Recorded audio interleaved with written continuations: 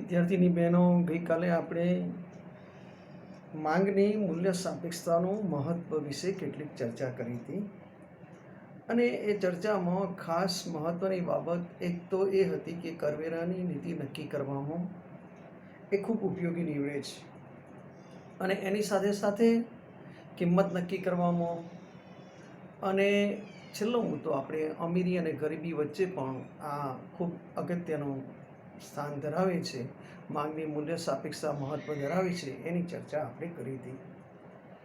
આ માંગની મૂલ્ય સાપેક્ષતાની ચર્ચા એ કોઈપણ વસ્તુની કિંમતમાં થતા ફેરફારોને લઈને વસ્તુની માંગમાં થતા ફેરફારોને ચોક્કસ રીતે માપવા, એટલે કે માંગની મૂલ્ય સાપેક્ષતા માપવા માટે અર્થશાસ્ત્રીઓએ કેટલીક પદ્ધતિઓ વિકસાવી છે. મૂલ્ય સાપેક્ષતાને માપવા માટેની કેટલીક પદ્ધતિઓ વિકસાવી છે અને એ પદ્ધતિઓને આધારે માંગની મૂલ્ય સાપેક્ષતાને માપવા માટેનો પ્રયાસ થયો છે.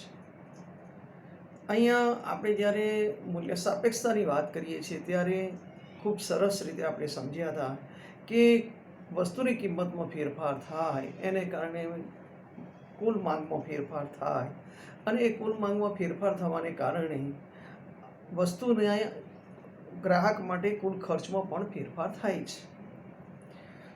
અત્યારે આપણે એ બે બાબતોને બરાબર સમજવાની જરૂર છે કે માંગની મૂલ્ય સાપેક્ષતાને કઈ કઈ બાબતો નિર્ણાયક તરીકે હતી, શા માટે એનું મહત્ત્વ છે અને એ મહત્ત્વ કઈ રીતે સિદ્ધ થાય છે સમજવાની જે પ્રયત્ન કર્યો એમાં સૌથી મહત્ત્વનું એ હતું કે આ એક સૈદ્ધાંતિક ચર્ચા નથી, આ એક વ્યવહારિક ચર્ચા પણ છે. વ્યવહારમાં પણ એનો ઉપયોગ થાય છે, એટલા માટે એનું મહત્ત્વ રહેલું છે એમ આપણે ચર્ચા કરી હતી. સામાન્ય રીતે ચર્ચામાં જે વાત કરી હતી એમાં નાણાં પ્રધાન નાણાકીય નીતિ નક્કી કરવામાં, કરવેરાની નીતિ નક્કી કરવામાં, ઉત્પાદનના સાધનોનું વળતર નક્કી કરવામાં અને આ અમીરી વચ્ચે ગરીબી અને કિંમત નક્કી કરવામાં, એમ બધી જ બાબતોમાં આ મૂલ્ય સાપેક્ષતાનો ખ્યાલ વ્યવહારમાં ખૂબ જ ઉપયોગી છે. એ આપણે ચર્ચા કર્યા પછી સમજ્યા પછીનો મુદ્દો છે કે માંગની મૂલ્ય સાપેક્ષતાને માપવા માટેની કઈ કઈ પદ્ધતિઓ અસ્તિત્વમાં છે. સામાન્ય રીતે આપણે એટલું તો સમજ્યા છીએ કે કોઈપણ વસ્તુની કિંમતમાં થતા ફેરફારોને લઈને વસ્તુની માંગમાં થતા ફેરફારોને ચોક્કસ રીતે માપવા માટે, એટલે કે માંગની મૂલ્ય સાપેક્ષતાને માપવા માટે અર્થશાસ્ત્રીઓએ કેટલીક પદ્ધતિઓ વિકસાવી છે. વસ્તુની માંગમાં થતા ફેરફારોને ચોક્કસ રીતે માપવા છે કે વસ્તુની માંગમાં કેટલા પ્રમાણમાં ફેરફાર થશે અને એના માટે જે પદ્ધતિઓ વિકસાવી છે એમાં સૌપ્રથમ છે કુલ ખર્ચની પદ્ધતિ, બીજી છે ટકાવારી પદ્ધતિ, ત્રીજી છે ભૌમિતિક પદ્ધતિ અને ચોથી છે આંતરબિંદુ મૂલ્ય સાપેક્ષતા. આપણા અભ્યાસમાં માત્ર કુલ ખર્ચની પદ્ધતિનો અભ્યાસક્રમ છે, એટલે કુલ ખર્ચ પદ્ધતિની ચર્ચા કરીશું. સામાન્ય રીતે આ ફેરફારોને માપવા માટે ગ્રાહકની કુલ ખર્ચની પદ્ધતિ ખૂબ પ્રચલિત છે અને એને આધારે આ માંગની મૂલ્ય સાપેક્ષતાને માપવા માટેના પ્રયત્નો થયા છે. વસ્તુની કિંમતમાં ફેરફાર થતાં તેની માંગમાં પણ ફેરફાર થાય છે. આ એક સીધી અને સાદી બાબત છે, સમજી શકાય તેવી, કે કોઈ પણ વસ્તુની કિંમતમાં ફેરફાર થાય એટલે એની માંગમાં પણ ફેરફાર થાય. એટલે જો કિંમતમાં ફેરફાર થાય એને કારણે માંગમાં ફેરફાર થાય એટલે ગ્રાહક દ્વારા આ ચીજવસ્તુની પાછળ થતું જે કુલ ખર્ચ છે એ કુલ ખર્ચમાં પણ ફેરફાર થાય અને આ કુલ ખર્ચમાં થતા ફેરફારોને આધારે પ્રોફેસર માર્શલે માંગની મૂલ્ય સાપેક્ષતા માપવા માટે કુલ ખર્ચની પદ્ધતિ વિકસાવી છે. આનો કહેવાનો આશય એ છે, આનો અર્થ એ થયો કે વસ્તુની કિંમતમાં ફેરફાર થાય એટલે એના માંગમાં ફેરફાર થાય અને માંગમાં ફેરફાર થવાને કારણે ગ્રાહકના કુલ ખર્ચમાં ફેરફાર થાય અને ગ્રાહકના કુલ ખર્ચના ફેરફારોને આધારે પ્રોફેસર માર્શલે માંગની મૂલ્ય સાપેક્ષતાને માપવા માટેનો જે પ્રયત્ન કર્યો છે એ પ્રયત્ન કુલ ખર્ચની પદ્ધતિ દ્વારા કર્યો છે. એટલે કુલ ખર્ચની પદ્ધતિ વિકસાવી છે. એટલે આનો અર્થ એ થયો કે માર્શલ કુલ ખર્ચમાં થતા ફેરફારોને આધારે એ માંગમાં કેટલો ફેરફાર થાય છે તે અને એ માંગના ફેરફાર થવા પાછળનું કારણ કિંમતનો ફેરફાર છે. એ બધી બાબતોને આવરી લઈને કુલ ખર્ચમાં થતા ફેરફારોને આધારે એમણે આ પદ્ધતિ વિકસાવી છે, જેથી કરીને માંગની મૂલ્ય સાપેક્ષતાને માપી શકાય, જાણી શકાય. જ્યારે વસ્તુની કિંમતમાં ફેરફાર થાય છે ત્યારે ગ્રાહકના કુલ ખર્ચમાં 3 પ્રકારના ફેરફારોની શક્યતાઓ હોય છે, સંભવિત છે. 3 પ્રકારના ખર્ચમાં ફેરફારો થવાની શક્યતા છે, સંભવિત છે. એક છે વસ્તુની કિંમતમાં વધારો ઘટાડો થવા છતાં કુલ ખર્ચમાં કોઈ ફેરફાર થાય નહીં, ત્યારે વસ્તુની માંગ એકમ મૂલ્ય સાપેક્ષ છે એમ કહેવાય. આનો અર્થ એ થયો કે વસ્તુની કિંમતમાં વધારો થાય, વસ્તુની કિંમતમાં ઘટાડો થાય છતાં ગ્રાહકના કુલ ખર્ચમાં કોઈ ફેરફાર થતો નથી.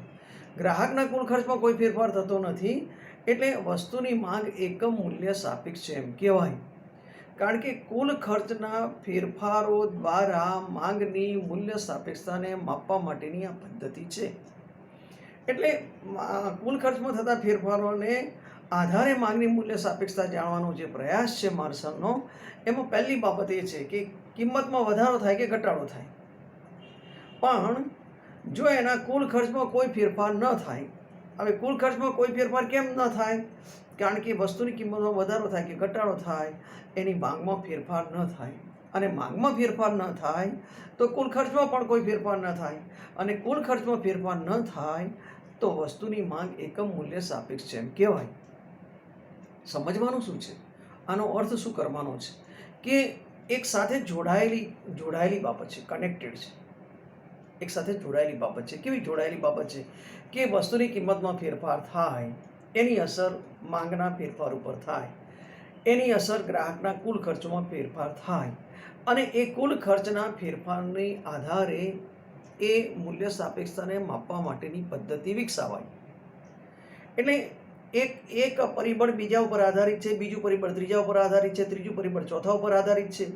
એકનો ફેરફાર બીજા ઉપર અસર કરે છે, બીજાનો ફેરફાર ત્રીજા ઉપર અસર કરે છે, ત્રીજાનો ફેરફાર ચોથા ઉપર અસર કરે છે. એટલે આખી જે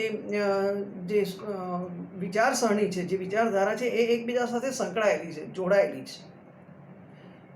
કિંમતનો ફેરફાર માંગમાં ફેરફાર લાવે, એટલે કે કિંમતના ફેરફારની અસર માંગના ફેરફાર ઉપર થાય, અને માંગના ફેરફારની અસર ગ્રાહકના કુલ ખર્ચ ઉપર અસર પડે, ગ્રાહકના કુલ ખર્ચમાં ફેરફાર થાય, અને ગ્રાહકના કુલ ખર્ચમાં ફેરફાર થયા પછી એ કુલ ખર્ચમાં કેટલા પ્રમાણમાં ફેરફાર થયો છે એના આધારે પ્રોફેસર માર્શલે જે પદ્ધતિ વિકસાવી એને કુલ ખર્ચની પદ્ધતિ કહેવામાં આવે છે. પણ એ કુલ ખર્ચની પદ્ધતિમાં ગ્રાહકના કુલ ખર્ચમાં જે ફેરફારો થવાની શક્યતાઓ છે એ 3 છે.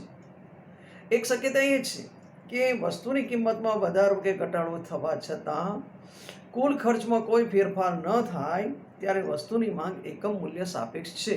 એટલે આનો એકમ મૂલ્ય સાપેક્ષ એટલે સરખા પ્રમાણમાં થયેલી વધઘટ, અને સરખા પ્રમાણમાં વધઘટ થયેલી હોય ત્યારે એકમ મૂલ્ય સાપેક્ષ કહેવાય. બીજી શક્યતા છે કે વસ્તુની કિંમતમાં ઘટાડો થાય ત્યારે વસ્તુની માંગમાં વધારો થવાથી કુલ ખર્ચમાં વધારો થાય. એક બાબત, વસ્તુની કિંમતમાં ઘટાડો થાય એને કારણે માંગમાં વધારો થાય, અને એને કારણે કુલ ખર્ચમાં વધારો થાય. અને બીજું, વસ્તુની કિંમતમાં વધારો થાય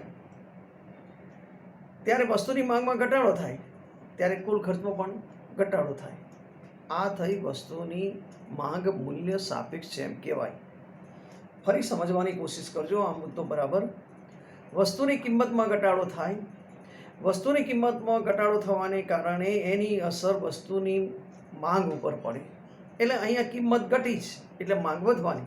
બંને વચ્ચે વ્યસ્ત સંબંધ છે તો આપણને ખ્યાલ છે જ, આપણે જાણીએ છીએ, સમજીએ છીએ કે કિંમતમાં ઘટાડો થાય તો માંગમાં વધારો થાય. એટલે વસ્તુની કિંમતમાં ઘટાડો થયો એને કારણે વસ્તુની માંગમાં વધારો થયો, અને વસ્તુની માંગમાં વધારો થવાથી ગ્રાહકના કુલ ખર્ચમાં વધારો થયો. આ એક બાબત.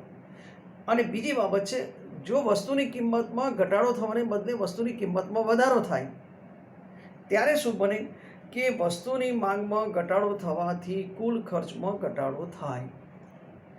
આ જે બધી બાબતો છે એ વસ્તુની માંગ મૂલ્ય સાપેક્ષ છે એમ કહેવાય. કિંમતમાં ઘટાડો થયો, માંગમાં વધારો થયો, કુલ ખર્ચમાં વધારો થયો. કિંમતમાં વધારો થયો, વસ્તુની માંગમાં ઘટાડો થયો, કુલ ખર્ચમાં ઘટાડો થયો. એક સાથે કનેક્ટેડ છે, એક સાથે જોડાયેલી બાબત છે, અને જોડાયેલી બાબત હોવાથી જો વચ્ચેથી બ્રેક થઈ જાય તો એ આખી વસ્તુ સમજી ન શકાય. તમે જાણો છો એમ કિંમતમાં ઘટાડો થાય એટલે વસ્તુની માંગમાં વધારો થાય. કિંમત અને માંગ વચ્ચે વ્યસ્ત સંબંધ છે. પણ વસ્તુની માંગમાં વધારો થવાથી ગ્રાહકના કુલ ખર્ચમાં વધારો થાય.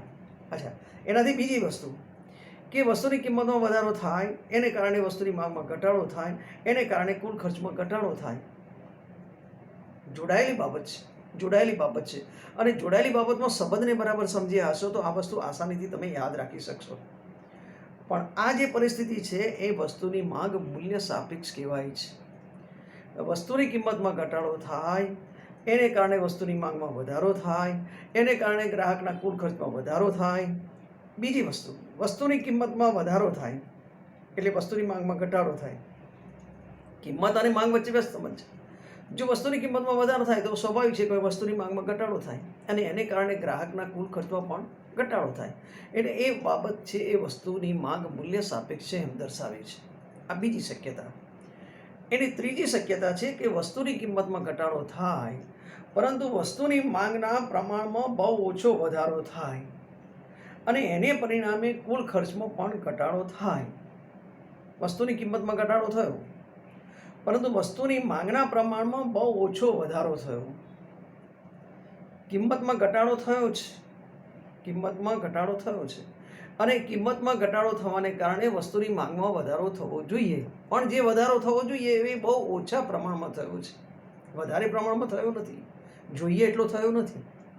વસ્તુની કિંમતમાં ઘટાડો થયો એને કારણે વસ્તુની માંગમાં વધારો થવો જોઈએ, પરંતુ વસ્તુની માંગના પ્રમાણમાં જો ઓછો વધારો થાય, બહુ ઓછો જ વધારો થાય અને એને પરિણામે કુલ ખર્ચમાં પણ ઘટાડો થાય. કારણ કે અહીંયા વસ્તુની માંગમાં બહુ ઓછા પ્રમાણમાં વધારો થયો છે, વધુ પ્રમાણમાં વધારો થયો નથી, બહુ ઓછા પ્રમાણમાં વધારો થયો છે અને એ સ્થિતિમાં એક કુલ ખર્ચમાં પણ ઘટાડો થાય. બીજી બાબત સમજો. અને જો વસ્તુની કિંમતમાં વધારો થાય અને એને કારણે વસ્તુની માંગના પ્રમાણમાં બહુ ઓછો ઘટાડો થાય, પરિણામે કુલ ખર્ચમાં વધારો થાય ત્યારે તેની માંગ, વસ્તુની માંગ મૂલ્ય અનપેક્ષ એમ કહેવાય. આ બધી જ બાબતો સમજેલા છીએ, પણ જો એને બરાબર સમજવાની કોશિશ ન કરો અને સંબંધો બરાબર યાદ ન રાખો તો મુશ્કેલીમાં મુકાઈ જવાય. વસ્તુની કિંમતમાં ઘટાડો થાય એને કારણે માંગમાં વધારો થવો જોઈએ, પણ એવું ન બને, પણ માંગના પ્રમાણમાં બહુ જ ઓછો વધારો થાય અને એ ઓછો વધારો થવાને કારણે કુલ ખર્ચમાં પણ ઘટાડો થાય. અને બીજું, વસ્તુની કિંમતમાં વધારો થાય પણ એને કારણે માંગના પ્રમાણમાં બહુ ઓછો ઘટાડો થાય. અહીંયા કિંમતમાં વધારો થયો છે એટલે માંગમાં ઘટાડો થવો જોઈએ. બંને વચ્ચે વ્યસ્ત સંબંધ છે. કિંમતમાં વધારો થાય તો એને કારણે માંગમાં ઘટાડો થાય, પણ જે માંગના પ્રમાણમાં જે ઘટાડો થવો જોઈએ એ બહુ જ ઓછો ઘટાડો થાય. આવું ક્યારે બને? જો તમે બરાબર સમજી શક્યા હોય તો જીવન જરૂરી ચીજવસ્તુમાં આવું બને, બહુ ઓછો ઘટાડો થાય. વસ્તુની કિંમતમાં વધારો થયો હોય પણ એને માંગના પ્રમાણમાં બહુ જ ઓછો ઘટાડો થયો હોય, એવું ક્યારે બને? કે જે જીવન જરૂરી ચીજવસ્તુ છે એમાં એવું બને. કારણ કે કિંમતમાં વધારો થાય પણ એની માંગ છે એ જળવાઈ રહે, એના સિવાય ચાલે એમ નહીં. એ જરૂરી વસ્તુ છે અને એ જરૂરી વસ્તુઓને કારણે એની માંગમાં પ્રમાણમાં બહુ ઓછો ઘટાડો થાય અને એને પરિણામે કુલ ખર્ચમાં વધારો થાય. એ વસ્તુની માંગ મૂલ્ય અનપેક્ષ એમ કહેવાય. સમજવા માટે એક સાદું ઉદાહરણ લઈએ. કોઈ પણ વસ્તુની કિંમત લઈએ, એ વસ્તુની માંગ કેટલી છે એ એકમોમાં લઈએ અને કુલ ખર્ચ રૂપિયામાં લઈએ. ધારો કે એક ઉદાહરણથી સમજવાની કોશિશ કરીએ કે કોઈ વસ્તુની કિંમત 10 રૂપિયા છે અને એ વસ્તુની માંગ 100 એકમ છે. કોઈ પણ વસ્તુની કિંમત 10 રૂપિયા છે અને એ વસ્તુના 100 એકમોની માંગ થાય છે. એનો અર્થ થયો કે ગ્રાહક એ ચીજવસ્તુ પાછળ કુલ 1000 રૂપિયા ખર્ચ કરે છે. માનો કે એ વસ્તુની કિંમત ઘટી જાય છે અને 5 રૂપિયા થાય છે. તો વસ્તુની કિંમત ઘટી જવાને કારણે માંગમાં વધારો થાય છે અને વધારો 100ના બદલે 200 થાય છે. કારણ કે 10 રૂપિયા કિંમત હતી ત્યારે 100 એકમોની માંગ હતી, પણ હવે 10 રૂપિયાના બદલે કિંમત અડધી થઈ જાય છે, 5 રૂપિયા થઈ જાય છે. તો 100ના બદલે 200 એકમોની માંગ થાય છે અને છતાં એનું કુલ ખર્ચ છે એ 1000 રૂપિયા જ રહે છે. એ આ સ્થિર કુલ ખર્ચની બાબત છે. સ્થિર કુલ ખર્ચની. અને આ સ્થિર કુલ ખર્ચની અંદર તમે સમજી શકો છો કે વસ્તુની કિંમતમાં વધારો થાય કે ઘટાડો થાય છતાં એના કુલ ખર્ચમાં કોઈ ફેરફાર થાય નહીં, ત્યારે વસ્તુની માંગ એકમ મૂલ્ય સાપેક્ષ છે એમ કહેવાય. એનું આ ઉદાહરણ આપણે સમજવાની કોશિશ કરીએ છીએ. બીજી એક મહત્ત્વની બાબત જે છે એને સમજવાની આપણે કોશિશ કરીએ તો બીજી મહત્ત્વની બાબત એ છે કે બીજી શક્યતા એની અંદર દર્શાવાઈ છે. કુલ ખર્ચની પદ્ધતિમાં બીજી એક શક્યતા દર્શાવવામાં આવી છે. એને આપણે આકૃતિ દ્વારા પણ સમજવાની કોશિશ કરીએ. સ્થિર ખર્ચવાળો. સ્થિર ખર્ચમાં શું થાય કે ગ્રાહકના ચીજ વસ્તુની માંગના એકમોમાં ફેરફાર થાય તો પણ એના કુલ ખર્ચમાં કોઈ પણ પ્રકારનો ફેરફાર થતો નથી. અને કુલ ખર્ચમાં કોઈ પણ પ્રકારનો ફેરફાર થતો નથી એને આપણે સમજાવી શકીએ છીએ કે કિંમતમાં વધારો થાય કે કિંમતમાં ઘટાડો થાય છતાં એ એક સરખું એનું પ્રમાણ જળવાઈ રહે છે. હવે માનો કે કુલ ખર્ચમાં વધારો થાય છે. કુલ ખર્ચમાં વધારો થાય છે એનો શું થયો કે એને ઉદાહરણ દ્વારા સમજવાની પ્રયત્ન કરીએ. જે આપણે બીજી શક્યતાનો વિચાર કર્યો હતો કે મૂલ્ય સાપેક્ષ માંગ કોને કહેવાય, તો એ કુલ ખર્ચમાં વધારાની વાત છે. અને કુલ ખર્ચમાં વધારો થાય ત્યારે એ માંગ મૂલ્ય સાપેક્ષ બને છે એ સમજવા માટેનું એક ઉદાહરણ લઈએ. ધારો કે કોઈ પણ ચીજ વસ્તુની કિંમત 10 રૂપિયા છે અને એક સમયે એ વસ્તુની માંગના એકમો 100 છે, તો એને કારણે ગ્રાહકને એની પાછળ થતું કુલ ખર્ચ 100 રૂપિયા થયું. એની કુલ ખર્ચ 1000 રૂપિયા થયું, 100 નહીં, 1000 રૂપિયા, સોરી. 10 × 100 કરો એટલે 1000 રૂપિયા થયા. માનો કે એ વસ્તુની કિંમત ઘટીને 5 રૂપિયા થાય છે અને વસ્તુની માંગના એકમો વધીને 100ના બદલામાં 200 થવાને બદલે 250 થાય છે. કારણ કે અહીંયા કુલ ખર્ચમાં વધારો બતાવવો છે. બીજી શક્યતા છે કે કોઈ પણ વસ્તુની કિંમતમાં ઘટાડો થાય એને કારણે વસ્તુની માંગમાં વધારો થાય અને એને કારણે એના કુલ ખર્ચમાં વધારો થાય તો એ મૂલ્ય સાપેક્ષ માંગ છે એમ કહેવાય. અને એ મૂલ્ય સાપેક્ષ માંગને માપવા માટેની વાત જે છે એ ઉદાહરણથી પણ આપણે સમજી શકીએ, એના સૂત્ર દ્વારા પણ સમજી શકીએ. એટલે અહીંયા જે વસ્તુની કિંમત છે એ 10 રૂપિયા હતી, ઘટીને 5 રૂપિયા થઈ. વસ્તુની માંગના એકમો 100 હતા, એ વધીને 250 થયા અને એને કારણે ગ્રાહકના કુલ ખર્ચમાં 1000ને બદલે 1250 રૂપિયા જેટલો ખર્ચ થયો. વસ્તુની કિંમતમાં ઘટાડો થવાને કારણે વસ્તુની માંગમાં વધારો થતાં ગ્રાહકના કુલ ખર્ચમાં જે વધારો થાય છે એ સમજાવવા માટેની આ વાત છે.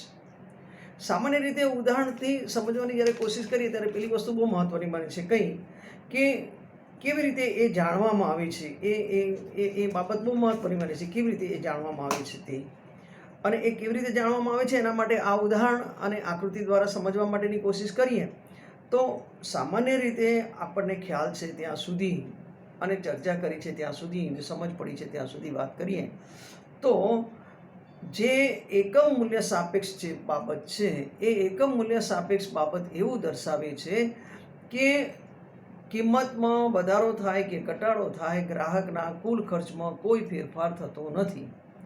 એટલે ગ્રાહકના કુલ ખર્ચમાં ફેરફાર થતો નથી એટલે કિંમતના ઘટાડા વખતે કે કિંમતના વધારા વખતે જે માંગ રેખા છે એ એકદમ માંગ રેખા લંબ ધરી અને પાયાની ધરીને અડીને એક સરસ સીધી રેખા દોરેલી હશે. માનો કે બીજી શક્યતા છે કે વસ્તુની કિંમતમાં ઘટાડો થાય તેને કારણે વસ્તુની માંગમાં વધારો થાય અને તેથી ગ્રાહકના કુલ ખર્ચમાં વધારો થાય, તો પરિસ્થિતિ એવી બને કે કુલ માંગમાં જે વધારો થયો છે 100ના બદલે 250 એકમો ખરીદ્યા છે એને કારણે ગ્રાહકના કુલ ખર્ચમાં વધારો થયો 1250.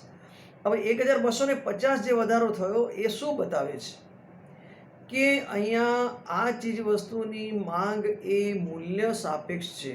મૂલ્ય સાપેક્ષ છે એમ બતાવવા માટે તમારે એનો ઢાળ છે, આકૃતિમાં એનો ઢાળ છે એ એકદમ ઓછો બતાવવો પડે. કારણ કે આ વસ્તુ મૂલ્ય સાપેક્ષ બને છે અને મૂલ્ય સાપેક્ષ બનતી હોવાને કારણે અહીંયા એનો ઢાળ બદલાઈ જાય છે. માનો કે કુલ ખર્ચમાં ઘટાડો થાય છે. કુલ ખર્ચમાં ઘટાડો થાય છે એવી ત્રીજી શક્યતાનો આપણે વિચાર કર્યો હતો, ત્રીજી શક્યતાનો અભ્યાસ કર્યો હતો કે વસ્તુની કિંમતમાં વધારો થાય, એને કારણે એના માંગમાં ઘટાડો થાય, અને માંગમાં ઘટાડો થવાને કારણે જેટલા પ્રમાણમાં ઘટાડો થવો જોઈએ એના કરતાં ઓછા પ્રમાણમાં ઘટાડો થાય. જેટલા પ્રમાણમાં ઘટાડો થવો જોઈએ એના કરતાં ઓછા પ્રમાણમાં ઘટાડો થાય. એને કારણે જે કુલ ખર્ચ છે એ કુલ ખર્ચમાં વધારો ઓછો થાય. કુલ ખર્ચમાં વધારો થાય પણ એ જેટલા પ્રમાણમાં કિંમતમાં વધારો થયો એને કારણે ચીજવસ્તુની માંગમાં જેટલા પ્રમાણમાં ઘટાડો થવો જોઈએ એના કરતાં ઓછા પ્રમાણમાં ઘટાડો થાય. તો એ જે ઓછા પ્રમાણમાં ઘટાડો થાય એ મૂલ્ય અનપેક્ષવાળી ચીજવસ્તુ બને. અને આપણને ખ્યાલ છે કે મૂલ્ય અનપેક્ષવાળી ચીજવસ્તુમાં સામાન્ય રીતે એવું બનતું હોય કે માનો કે આનું ઉદાહરણ દ્વારા સમજવાની કોશિશ કરીએ તો પેલું જે ઉદાહરણ છે ચાલુ રાખીએ આપણે. માને કે કોઈ વસ્તુની કિંમત 10 રૂપિયા છે અને એની માંગના એકમો 100 છે તો કુલ ખર્ચ 1000 રૂપિયા આવે. પણ માનો કે એ વસ્તુની કિંમતમાં ઘટાડો થાય છે અને વસ્તુની કિંમત 4 રૂપિયા બને છે, પણ માંગ વધીને 100ના બદલા 150 એકમો થાય છે. એટલે ગ્રાહકનો કુલ ખર્ચ છે એ 600 રૂપિયા થાય છે. આ કહેવાનો આશય શું છે કે જ્યારે મૂલ્ય અનપેક્ષવાળી ચીજ વસ્તુ હોય ત્યારે કિંમતમાં ઘટાડો થવા છતાં એની માંગમાં વધારો થાય છે, અને કિંમતમાં ઘટાડો થવા છતાં માંગમાં વધારો થાય છે. એને કારણે ગ્રાહકના કુલ ખર્ચમાં જે વધારો થવો જોઈએ એટલો વધારો થતો નથી, પ્રમાણમાં ઓછો વધારો થાય છે. એટલે આપણે મૂલ્ય અનપેક્ષવાળી ચીજ વસ્તુની માંગ જે બતાવતા હતા મૂલ્ય સાપેક્ષતાના પ્રકારોમાં, એમાં સંપૂર્ણ મૂલ્ય અનપેક્ષવાળી ચીજ વસ્તુ અને મૂલ્ય અનપેક્ષવાળી ચીજ વસ્તુ, સંપૂર્ણ મૂલ્ય અનપેક્ષવાળી ચીજ વસ્તુ આપણે લંબ ધરીને સમાંતર બતાવતા હતા કે જેમાં માંગ સ્થિર અને કિંમત અસ્થિર એવું બતાવતા હતા, એમ માનતા હતા, એમ સમજતા હતા. એટલે આ જે પરિસ્થિતિ છે એમાં જે માંગ રેખા છે એ માંગ રેખા મૂલ્ય અનપેક્ષવાળી બનતી જાય. સંપૂર્ણ નહીં પણ મૂલ્ય અનપેક્ષવાળી બનતી જાય, કારણ કે માંગમાં જે વધારો થવો જોઈએ એ વધારો ઓછો થયો છે, એટલો વધારે વધારો થયો નથી. એટલે આ એક બહુ મહત્ત્વની બાબત છે કે આ કુલ ખર્ચની પદ્ધતિ છે એ કુલ ખર્ચની પદ્ધતિના આધારે આપણે કિંમત ઘટે ત્યારે વસ્તુની માંગ વધે, પરંતુ કિંમતના ઘટાડાના પ્રમાણમાં માંગમાં બહુ જ ઓછો વધારો થાય. આથી કિંમત ઘટવા છતાં પહેલાં કરતાં વસ્તુ પાછળનું કુલ ખર્ચ છે એ ઘટે, અને એ કુલ ખર્ચ ઘટે એ બતાવ્યું છે આપણે ઉદાહરણ દ્વારા કે એ પહેલાંના કરતાં કુલ ખર્ચ ઘટ્યું છે. પહેલાં 1000 રૂપિયા ખર્ચ હતું, હવે 600 રૂપિયા બન્યું છે. આવી આખી કુલ ખર્ચની પદ્ધતિ સમજાવવામાં આવી છે. બીજી બાજુ કુલ ખર્ચની પદ્ધતિની સાથે સાથે આ એક બીજી બાબતો પણ ટકાવારી પદ્ધતિ છે, આંતરબિંદુ મૂલ્ય સાપેક્ષતા છે, ભૌમિતિક પદ્ધતિ છે, પણ એનો આપણે અભ્યાસ કરવાને બદલે અહીંયા આ જે બીજી પદ્ધતિ આપી છે એમાં કુલ ખર્ચની પદ્ધતિ એ આવક સાથે જોડાયેલી છે. કુલ ખર્ચ સાથે જોડાયેલી છે. કુલ ખર્ચનું બીજું પાસું છે આવક, અને એ આવક સાથે જોડાયેલી બાબત છે. અને આવક સાથે જોડાયેલી બાબત હોવાને કારણે અહીંયા જે વાત મૂકવામાં આવી છે તે ખાસ અગત્યની કે માંગની મૂલ્ય સાપેક્ષતા ઉપર અસર કરનારા પરિબળોમાં સૌથી અસર કરતું પરિબળ છે એ કિંમત બદલાવા છતાં એની માંગ ઉપર અસર થતી હોય એ બહુ મહત્ત્વનું છે. અને સાથે સાથે ગ્રાહકના કુલ ખર્ચમાં ફેરફાર થાય, એ કુલ ખર્ચનો ફેરફાર પણ એટલો જ મહત્ત્વનો બને છે. એટલે આ જે બાબત છે સમજાવવામાં આવી છે એ સારી રીતે સમજવા માટે આપણે કુલ ખર્ચની પદ્ધતિ એટલે ગ્રાહકના કુલ ખર્ચમાં ફેરફાર થવાને કારણે જે વસ્તુની માંગમાં ફેરફાર થાય, વસ્તુની કિંમતમાં ફેરફાર થાય, વસ્તુની કિંમતમાં ફેરફાર થવાને કારણે એની માંગમાં ફેરફાર થાય, અને માંગમાં ફેરફાર થવાને કારણે ગ્રાહકના કુલ ખર્ચમાં ફેરફાર થાય. એ કુલ ખર્ચના ફેરફારને માપવા માટેની જે પદ્ધતિ છે એ ખૂબ સરળ અને સમજી શકાય એવી છે.